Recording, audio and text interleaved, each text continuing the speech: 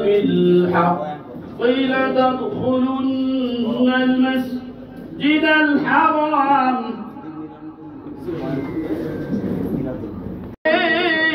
দুনিয়া আধারে ডুবিত সবে নবী ইয়া রাসূল সালামু আলাইকা ইয়া হাবিব সালামু আলাইকা সালাওয়াতুল্লাহ আলাইকা সাইয়্যিদ ইয়া রাসূলুল্লাহ ইয়া হাবিবাল্লাহ নবীজি আমার মদিনার পানে চাহিয়া। নির্বাচন হয়েছে তিনটি অনিয়মের নির্বাচন, 2014, 2018 এবং 2024। এই তিনটি নির্বাচনই সঠিক নির্বাচন হয়নি। 2014 নির্বাচনে আমাদের নেতা আলাদ হোসেন মাহমুদ এরশাদ বর্জন করতে চেয়েছিলেন। আমি সহ 270 জন আমরা এমপি আমরা নির্বাচন থেকে প্রত্যাহার করে চলে এসেছিলাম। আমি তখন মন্ত্রী ছিলাম, তারপরেও আমি এমপি হওয়ার সুযোগ ছিল, আমি হইনি। কারণ আমরা মনে করেছি এই নির্বাচনের পরে দেশ ক্ষতিগ্রস্ত হবে। এর পরবর্তীতে আমাকে মন্ত্রিত্বের জন্য বলা হয়েছিল সেই সরকারের আমলে, কিন্তু টেকনোক্র্যাট মন্ত্রিত্ব আমি গ্রহণ করিনি। আমি মনে করেছি যে নির্বাচনকে আমি বর্জন করেছি সেই নির্বাচিত সরকারের অধীনে আমার মন্ত্রী হওয়া ঠিক হবে না। আমার দলের যে মানুষগুলি আমার জন্য স্যাক্রিফাইস করেছেন, অনেকে হয়ে যেতেন, একেবারে তাদের তালিকায় নাম উঠে গেছিল, তাদের প্রতিদ্বন্দ্বী ছিল না, তারপরেও তারা উইথড্র করে চলে এসেছেন। এদের এই ত্যাগকে আমার মূল্যায়ন করতে হবে, সেই জন্যই আমি ওই পথে যাইনি। আবার 2018-তে 2024-এর এই নির্বাচনে কিন্তু 2014-এর এই নির্বাচনে কিন্তু বিএনপি যায়নি, এবং বিএনপি যায়নি জন্যই আমাদের নেতা আলাদ হোসেন মাহমুদ এরশাদ এই নির্বাচন থেকে নিজেকে তুলে নিয়েছিলেন। উনি বলেছিলেন যে সব দল যদি যায় তাহলে আমি এই নির্বাচনে যাব, যদি না যায় আমি নির্বাচনে যাব না। সেই জন্যই আমরা প্রথমেই নমিনেশন সাবমিট করেছিলাম 300 সিটে, 299টি ছিল না।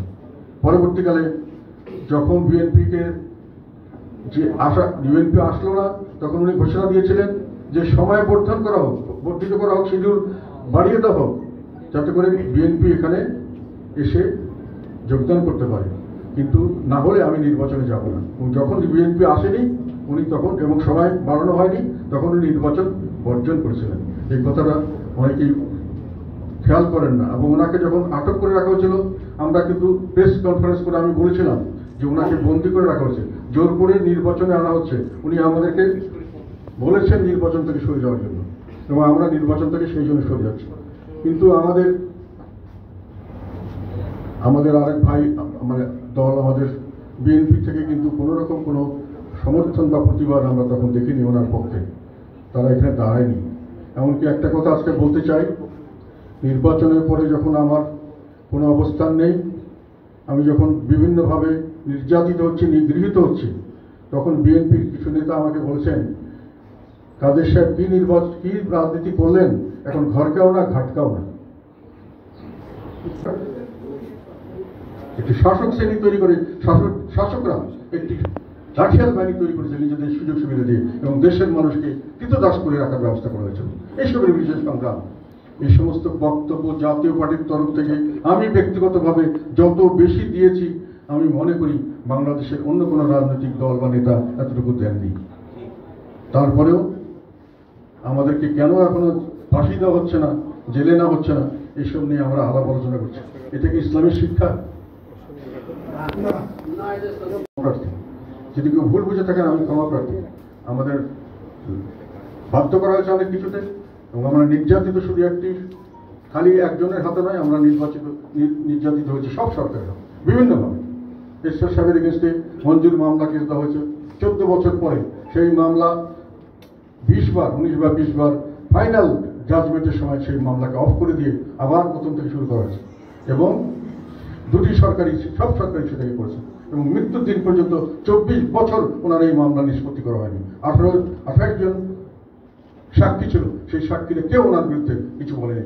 সবাই ওনার সব কিছুতেই উনি মুক্ত ছিলেন, কোনো রকম দোষ পাওয়া যায়নি। তারপরেও আমাদেরকে করা হয়েছে। যে মামলার আর একটা কথা, আমি কিছুদিন আগে একটা মামলায় এসে সাহেব জেল খেটেছেন, ওনার বাসায় কিছু টাকা পাওয়া গেছিল 2 কোটির কিছু কম। পরবর্তীকালে আমি শুনলাম যে ওই মামলার রায় এখন হয়েছে সিভিল সুটে, যে আমরা জাতীয় পার্টি এই টাকাটির মালিক এবং এটা জাতীয় পার্টির টাকা, এরশাদ সাহেবের টাকা নয়। কিন্তু উনি জেল খেটেছেন ওই জন্য। তো আমরা নিপীড়ন নির্যাতনের শিকার দীর্ঘদিন থেকে হয়েছি, এখন হচ্ছে। আপনাদেরকে যেটাই বলবো, আপনাদের পাশে ছিলাম, পাশে থাকবো, যাই হোক তার জন্য জনগণের পক্ষে কাজ করব। জাতীয় পার্টির প্রতিটি নেতা কর্মী জনগণের সঙ্গে কাজ করবেন। ইনশাআল্লাহ সামনের দিকে শান্তি প্রতিষ্ঠায়, ইসলামের বাণী প্রতিষ্ঠায়, আমরা দেশকে ইসলামের পথে বা দেশের জনগণের যাতে মঙ্গল হয় সর্বাত্মকভাবে সেই পথে থাকার চেষ্টা করবো ইনশাআল্লাহ। আপনাদের সবাইকে অশেষ ধন্যবাদ। আসসালামু আলাইকুম। সালাম আলাইকা ইয়া রাসূল, সালাম আলাইকা ইয়া